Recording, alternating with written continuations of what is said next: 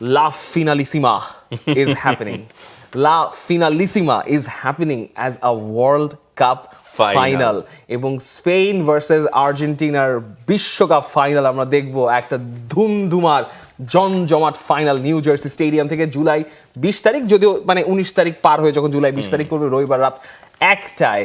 কে ভেবেছিল 2007 সালের ওই ছবিটা came back as such a prophetic image of, মানে হাউ আপনি এটা কিভাবে এক্সপ্লেইন করবেন? এই স্ক্রিপ্ট কে লেখেন, এই প্রশ্ন আপনি বড় করে রাখতে পারেন যে ফিফার স্ক্রিপ্ট কে লেখেন বা ফুটবলের স্ক্রিপ্ট কে লেখেন, কিন্তু এই স্ক্রিপ্টটা কে লেখেন? এই যে 2007 সালের একটা চ্যারিটি ক্যালেন্ডারের ফটোশুটে বার্সেলোনার, মানে 12 মাস, তো 12 মাসের 12টা ছবি, জানুয়ারি ফেব্রুয়ারি, সেখানে 12 জন ফুটবলার প্রয়োজন ছিল এবং ওই চ্যারিটি ফটোশুটে 2 বেলা খাবি ফ্যান্টাস্টিক নিমো খালাল সল্টেড বিস্কুট 12 জন ফুটবলারের ভেতর ওই ফ্যামিলি থেকে ছোট ছোট বাচ্চাকে নিয়ে ছবিগুলো তোলানো হয়েছিল এবং হুয়ান মনফোর্ট একজন ভদ্রলোক ফটোগ্রাফার যিনি ছবিটা তুলেছিলেন, ইউরো 2024-এর সময় এই ছবিগুলো আলাদা করে ভাইরাল হয়েছে এবং আলাদা করে নজর কেড়েছিল যখন লামিন ইয়ামাল বিশ্ব মঞ্চে বা ইউরোপিয়ান মঞ্চে নিজেকে মেলে ধরেছিলেন। এক্স্যাক্টলি। এবং এই হুয়ান মনফোর্টের ছবি এখন মনে হচ্ছে যে ইউরোপ পেরিয়ে পুরো বিশ্বের মানুষ এখন দেখবে এই ছবি। মানে 2007 সালে লিওনেল মেসি খুব অকওয়ার্ড ছিলেন, ওই বাচ্চাকে গোসল করাবেন, তার বয়স ছিল 20 বছর, লামিন আমাদের বয়স 20 বছর। লিওনেল মেসির বয়স 20 বছর, লামিন ইয়ামাল তো এখনো 19। লামিন আমাদের বয়স ছিল 5 মাস এবং খুবই অকওয়ার্ড ছিল প্রথমে। এই ফটোগ্রাফার হুয়ান মনফোর্ট বলছিলেন যে কিভাবে আসলে এটা তো খুব ন্যাচারাল হতে হয়, কিন্তু লামিন ইয়ামালের সঙ্গে মেসির জম ছিল না, কিন্তু একটা পর্যায়ে গিয়ে লামিন ইয়ামালের মা তাকে সাহায্য করে এবং এই লামিন ইয়ামাল 5 মাস বয়সে থাকা লামিন ইয়ামাল মেসির কোলে এখন মেসির সামনে দাঁড়াবেন এবং যেই ফিনালিসিমা ওই গন্ডগোল গ্যাঞ্জামের কারণে আমরা দেখি নাই, সেই ফিনালিসিমা আমরা দেখব বিশ্বকাপের ফাইনালে। How exciting is that! ইউএসএতে যে গন্ডগোল গ্যাঞ্জামের মূল হোতা সেই ইউএস এর মাটিতেই আমরা এই ফিনালিসিমা দেখব। Undoubtedly Spain is the best team in the tournament, Argentina is the best collective team in terms of coming back into the match. Lionel Messi খেলবেন লামিন ইয়ামালের সঙ্গে, এখানে অনেক ইকুয়েশন আছে। আপনি আনডাউটেডলি বলবেন যে এইবারের বিশ্বকাপে গোল্ডেন বল এবং গোল্ডেন বুটের, মানে গোল্ডেন বুটটা আলটিমেটলি লিওনেল মেসি জিততেছেন, মানে 8টা গোল 4টা অ্যাসিস্ট। মানে বিশ্বকাপ জেতার পর যত সাইড কোয়েস্ট করা সম্ভব একটা গেমে, আমরা মেইন গেম শেষ করার পর সাইড কোয়েস্ট করতে থাকি না যে আচ্ছা ঠিক আছে এগুলো একটু পরে করবো, Lionel Messi is exactly doing that এবং গোল্ডেন বুটটা তারই হচ্ছে, এটা নিয়ে কোনো সন্দেহ নেই। যদি আলটিমেটলি মিকেল ওয়ারসাবাল 5টা গোল দিয়ে দেন তাহলে তখন হিসাবটা একটু আলাদা হবে। সেটা তৃতীয় স্থান অধিকারী ম্যাচে যদি এমবাপ্পে গোল দিয়ে দেন ঠিক আছে ফাইন, বাট মোটামুটি আমার মনে হচ্ছে গোল্ডেন বুটটা মানে লিওনেল মেসি পাবেন আলটিমেটলি। কিন্তু ওই দিক থেকে গোল্ডেন বলের রেসটা ডিসাইডেড হবে এই ম্যাচে। আমার মনে হয় Messi is the contender, Rodri is the contender. Yes, spot on. আমার মনে হচ্ছে রদ্রি ওখানে একটা বড় সড়ো কন্টেন্ডার এবং রদ্রি আর মেসি এই দুজনের ভেতরে একজনের হাতে গোল্ডেন বলটা যাচ্ছে, কারণ বিশ্বকাপ জুড়ে আপনি মেসির পারফরমেন্স যেমন দেখেছেন, রদ্রির পারফরমেন্সটা আলাদা করে নজর কেড়েছে। মানে বিশ্বকাপের প্রথম ম্যাচটার কথা আপনি ভুলে যান, কাবো ভের্দের সঙ্গে ট্রিকি ম্যাচ, গোল শূন্য ড্র, কিন্তু এরপর যতগুলো ম্যাচ হয়েছে Rodri was spot on, Rodri was everywhere. মানে মিডফিল্ডের রাইট ফ্ল্যাঙ্ক হোক, লেফট ফ্ল্যাঙ্ক হোক, একেবারে মাঝখানে হোক, ওই যে শর্ট ব্লক করার কথা হোক, ওখানে যদি জুড বেলিংহাম না থেকে রদ্রি থাকতেন তাহলে এনজো ফার্নান্দেজের সামনে দেখতেন রদ্রি দাঁড়িয়ে গেছে, রদ্রি পাটা মানে ছেড়ে দিয়েছেন। হ্যাঁ এক্স্যাক্টলি। এবং লামিন ইয়ামালের ফ্ল্যাঙ্কে দের ইজ তাগলিয়াফিকো, লামিন ইয়ামালের ফ্ল্যাঙ্কে তাকে সামলাতে হতে পারে আরো অনেক মানে ইন্টারেস্টিং নামদেরকে, which is going to be very very difficult for Argentina। মানে নিকো উইলিয়ামস স্টার্ট করতে পারেন, মানে আর্জেন্টিনা যেহেতু আর্জেন্টিনা সেন্ট্রালি কম্প্যাক্টলি খেলবে, সো তাদেরকে বের করে আনার জন্য নিকো উইলিয়ামস এই নামটা অবশ্যই এই ম্যাচে স্টার্ট করতে পারেন। এই ম্যাচে অনেকগুলো গল্প রয়েছে, আপনি আসলে মানে কিভাবে স্পেনকে খেলতে দেখবেন। স্পেন যেভাবে ফ্রান্সকে আউট ক্লাস করে দিয়েছে, এই অ্যাপ্রোচের খেলা আপনি অবশ্যই দেখতে পারেন, কিন্তু আর্জেন্টিনার এগেনস্টে এই অ্যাপ্রোচের খেলাটা আবার একটু অন্যরকম হবে, কারণ আর্জেন্টিনা যেভাবে খুবই অবশ্যই ফিজিক্যালি খেলেছে, আর্জেন্টিনার ফিজিক্যাল এই খেলার গেমের একটা ধরনের যথেষ্ট আছে, মানে they can go to two টো। আপনি লিসান্দ্রো মার্তিনেজ, কুতি রোমেরোকে দেখেছেন যে যত রিস্কি ট্যাকেল হোক, যত রিস্কি বল মানে বডি অ্যাডভান্টেজ দিয়ে বল উইন করা হোক, তিনি তারা করেছেন এবং ইয়েলো কার্ডও দেখেছেন, সেটা তাদের ডেফিনেটলি ম্যাচে কিছুটা ডিসঅ্যাডভান্টেজের সিচুয়েশনে ফেলে দিয়েছে। কিন্তু আপনি যখন স্পেনকে ম্যান টু ম্যান মার্ক করতে যাবেন, আপনি ধরা খাবেন। আপনি স্পেনকে ম্যান টু ম্যান মার্ক করার ভুলেও যাবেন না। সমস্যা নেই, আর্জেন্টিনাও ম্যান টু ম্যান মার্কিং এ যেতে চায় না এবং আর্জেন্টিনার বল পজিশনও পছন্দ করে না। আর্জেন্টিনা মনে হচ্ছে যে নিজেদের একটা ডিপেন্ড আলাদা করে, rhythm বল আছে। পজিশনের ব্যাপারটা ডিপেন্ডেবল। যদি তারা পিছিয়ে পড়ে তখন তারা আক্রমণ করে, বল পজিশন রাখে।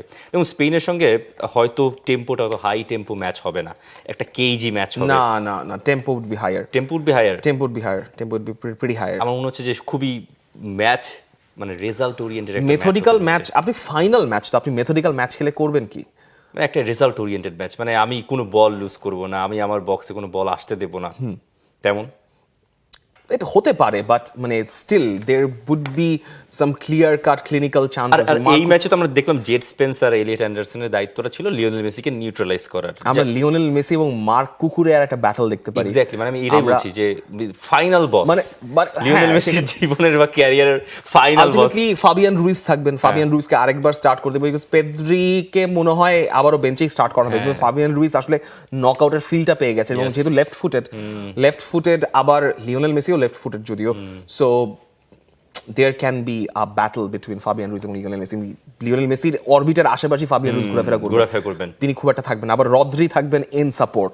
সো লিওনেল মেসি যদি বলটা লুজ করেন, রদ্রির কাছে সার্কুলেট হয়ে আপনি চলে যাবে লামিন ইয়ামালের কাছে। এখন মেসি তো অবশ্যই লামিন ইয়ামালের কাছে আসে বল উইন করতে আসবে না, বাট আমি জাস্ট দেখতে চাচ্ছি কতটা প্রক্সিমিটিতে লামিন ইয়ামাল এবং মেসি অপারেট করেন ম্যাচটার মাঝখানে। কি দারুণ একটা ম্যাচ হবে। এবং লিওনেল মেসির ক্যারিয়ারের একেবারে অন্তিম লগ্নে এসে মনে হচ্ছে দ্য ফাইনাল বস হচ্ছে মার্ক কুকুরেয়া। এই বাধাটা তাকে টপকাতে হবে, মানে it's going to be very interesting. Very very very interesting match. মানে আমি এই ম্যাচের প্রেডিকশন দিতেই চাই না। এই ম্যাচে মানে আর্জেন্টিনার ভক্তরা অনেকে বলবেন যে তারা জিততে চান, অবশ্যই তারা জিততে চাইবেন, কিন্তু মানে আর্জেন্টিনা অ্যাজ আ টিম মানে they have achieved everything, absolutely everything. Lionel Messi তো অ্যাচিভ করেই ফেলেছেন সবকিছু, আরেকবার নতুন করে সবকিছু। ওই যে আপনার বলে না, মানে ধরেন যারা আমরা কুরআন খতম দেওয়া হয়, হ্যাঁ, একবার খতম দেওয়ার আরেকবার খতম দেওয়া, বেসিক্যালি এইরকম একটা ঘটনা হচ্ছে যে লিওনেল মেসি যা যা অ্যাচিভ করছেন আরেকবার অ্যাচিভ করছেন। এবং যদি লিওনেল মেসি বিশ্বকাপও জিতে যান, মানে তাকে আপনি ব্যালন ড'র রেসেও রাখবেন না তাইলে? আমার তো মনে হচ্ছে ব্যালন ডি একটা সেট, আই থিঙ্ক। মানে ইভেন ইফ যদিও লিওনেল মেসি যদি বিশ্বকাপটা নাও জেতেন, আমার মনে হয় ব্যালন ডি সেট। মানে যেই ধরনের গ্রিড, যেই ধরনের প্যাশন এই হাঙ্গারি দেখিয়েছে, মানে ব্যালন ডি আলটিমেটলি মানে ভোটিং একটা বড় সড়ো পার্ট। মানে ভোটিং এ আমার মনে হচ্ছে যে মেসি আগায় থাকবেন।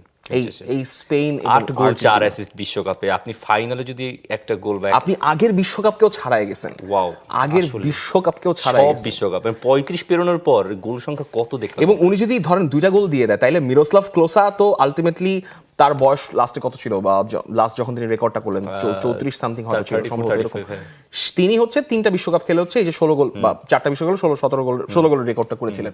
সো এই লিওনেল মেসি জাস্ট 2022-2026 বিশ্বকাপ খেলে ক্লোসার রেকর্ড মানে অলমোস্ট মানে করে ফেললেন। এখন তো 15টা গোলে আছে 35-এর পর, আর সব মিলে হচ্ছে 21টা গোল। অন্তত 4 বছরে এই রেকর্ডটা থাকবে। কিলিয়ান এমবাপ্পের পক্ষে ভাঙার তো সুযোগ আছে, এখনো ভাঙার সুযোগ আছে এই বিশ্বকাপে। কিন্তু আমার মনে হয় ইট উইল স্টে। এবং লিওনেল মেসি বিশ্বকাপ জেতেন আর না জেতেন, এইটা একটা জেনারেশনাল ম্যাচ হতে যাচ্ছে। জেনারেশনাল স্পেন এবং ইংল্যান্ড, মানে দ্য বেস্ট 2 টিমস।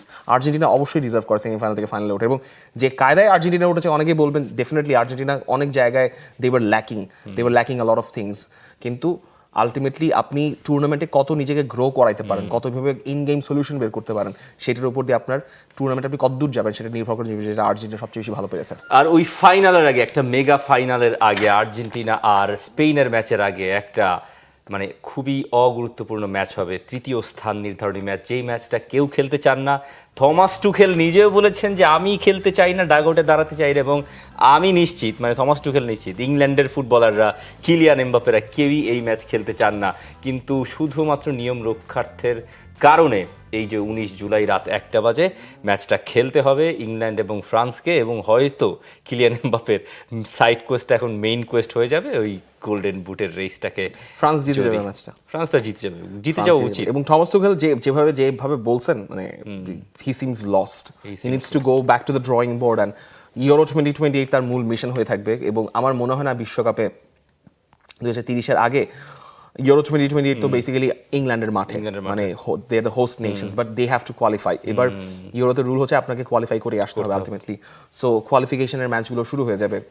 নেশনস লিগের ম্যাচ কি আছে না, নেশনস লিগের ম্যাচ এখন নাই, সো কোয়ালিফিকেশন রাউন্ড ইউরোর বাকি ফ্রেন্ডলি ম্যাচগুলো আছে, ইংল্যান্ডের জন্য ড্রয়িং বোর্ডে গিয়ে আবার একটা নতুন করে রিশাফল রিচেক দেওয়া, নতুন but England has a very good squad, very good squad. Very good squad. এই স্কোয়াডকে নিয়ে আপনি এত পর্যন্ত এসেছেন, সেটা ডেফিনেটলি টুখেলের ক্রেডিট, কিন্তু এই পর্যন্ত এসে আপনি এইভাবে ফিল করেছেন, এটাও টুখেলের ডিসক্রেডিট, কিচ্ছু করার নেই। ওয়ান্ডারওয়াল ভেঙে চুরমার এদিকে, আর অন্যদিকে আর্জেন্টিনা টানা দ্বিতীয়বারের মতো ফাইনালে, লিওনেল মেসির third final. For more updates, subscribe to our YouTube channel and click on the bell icon. Follow us on Facebook and Instagram. Download T-Sports app to enjoy exciting games and highlights. Visit tsports.com.